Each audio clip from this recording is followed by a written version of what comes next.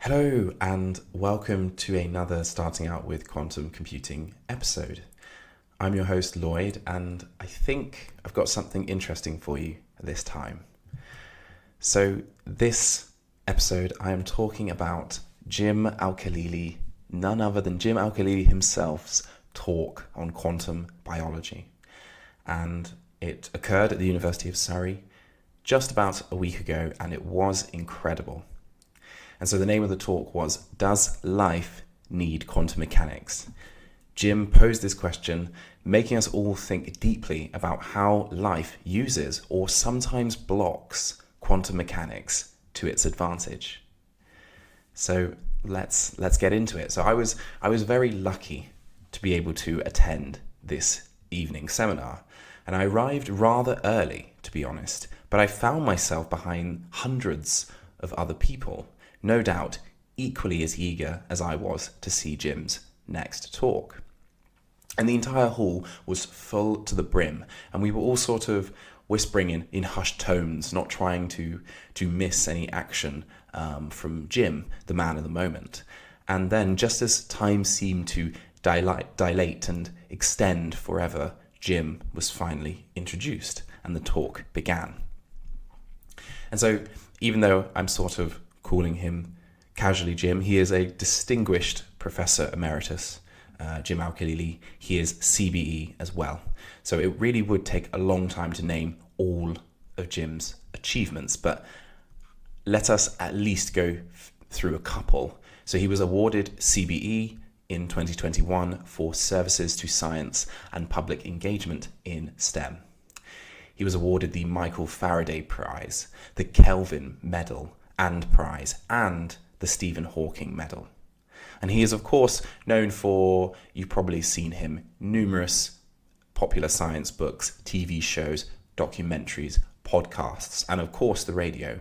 And in the academic world, he is incredibly well known as a nuclear physics researcher who is transferring to quantum biology research. And he has been made an honorary Doctor of Science at Royal Holloway, the University of York, the University of St Andrews, and the University of Birmingham. So this list could really go on for a very long time. But as I said, Jim's background is in nuclear physics, and he completed his PhD thesis in 1989 on nuclear reaction theory. Specifically, elastic scattering was the topic. And there's a very funny excerpt from it that it makes me laugh every time I read it. It reads, "I am grateful to the Science and Engineering Research Council for the award of a research studentship to enable me to study at the University of Surrey. Finally, I should like to thank my wife, Julie, for all her support over the past 3 years. At last, I can start to contribute towards paying the mortgage." So not only is he an incredible scientist, researcher, science communicator, but he's also very funny. And yes, over the years, Jim's interests have slowly adapted and moved towards quantum mechanics within biology, also known as quantum biology. Perhaps nuclear physics was simply too easy. As such, one can see that most of his recent work probes the boundaries of quantum biology, from the role of quantum mechanics in DNA to the way organic molecules interact with each other. And having taken a quantum biology module myself at the University of Surrey, where I also reside, I can certainly say that this research is cutting edge and incredibly complex. The field of quantum biology is often perceived as being only a couple decades old, but it is in fact over almost 100 years old and was first put into the spotlight by some of the greatest scientists that we know in history: Pascal Jordan, Niels Bohr, then Erwin Schrödinger, of course. And in the case of Schrödinger, he wrote a mind-altering book that you should definitely read called What is Life? The Physical Aspect of the Living Cell. You should 100% read that book. And so let's talk about the talk, Does Life Need Quantum Mechanics? By Jim Al-Khalili. So in the beginning, Jim showed us exactly what the field of quantum biology is. It's the intersection of biology and chemistry. Intuitively, this makes sense because if you're trying to develop a holistic description of life, you'll at least need to involve theories from all of these subjects, and probably some maths too. What makes less sense is the idea that life inherently uses quantum mechanics to its advantage. That sort of question instantly begs, how does life even know about quantum mechanics? And yet, quantum mechanical phenomena such as superposition, entanglement, or quantum tunneling can play a serious role in lots of biological processes, ones without which humanity would probably never exist. So it's kind of mind-blowing. And before Jim dove into the details about quantum biological processes, something that caught my attention is that he mentioned Max Delbruck. Max Delbruck was born in 1906, and he was a German-American biophysicist who was fascinated with genes and what induced genetic traits. And he would go on to eventually share a Nobel Prize in physiology or medicine, they call it or, I don't know why, in 1969 for discovering the replication mechanism of viruses.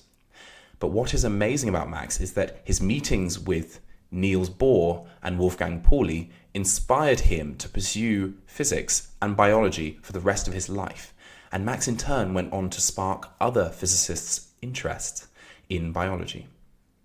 Max's research on gene mutation influenced Rosalind Franklin, Maurice Wilkins, Francis Crick, James Watson. These names should sound familiar because they then went on to discover the structure of DNA.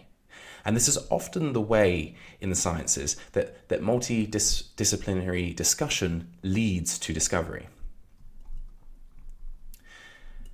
And Jim moved on and started to speak about the numerous biological processes that could be given a quantum mechanical description. So these are processes which we have defined using normal classical biological descriptions, and potentially we can also describe them with normal physics a lot of the time. But there are some biological processes that can be described in a quantum mechanical way. And it was eye-opening as it changes the way that you think about life. So here are some processes that you may not have thought about before. For example, how do migrating birds know which direction to fly thousands of miles? Birds, they migrate, some birds migrate thousands of miles every single year, but how do they know where to go? And it turns out that magnetoreception, which is the ability to see magnetic fields, is an inherently quantum process, and that is the answer. Magnetoreception is, in other words, the bird's ability to detect and see a map of the Earth's magnetic field lines. Current research suggests that the quantum formation of radical pairs happens inside the bird's eyes. So radical pairs are basically two molecules with unpaired electrons. And this happens inside the bird's eyes, allowing the bird to see the magnetic field lines and plot a course of migration.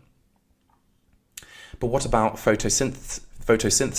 We all know this process. It's a process which allows plants to absorb light, water, and carbon dioxide and produce energy for itself. Without it, trees would not exist, and neither would humans. But isn't it odd that the absorption and transport of light to the reaction center happens at close to 100% efficiency and almost instantly? And that's not to say that the actual light to energy conversion rate is 100%, but that initial absorption and transport of light to the reaction center, that process happens at close to 100% efficiency. Well, it turns out that a quantum mechanical explanation could also be the answer here. The packet of energy that's formed from the interaction between light and the leaf cell, for example, if it is a leaf, creates something known as an exciton, which is a packet of energy. This exciton has to travel down a path to the reaction center of the plant in order to be used.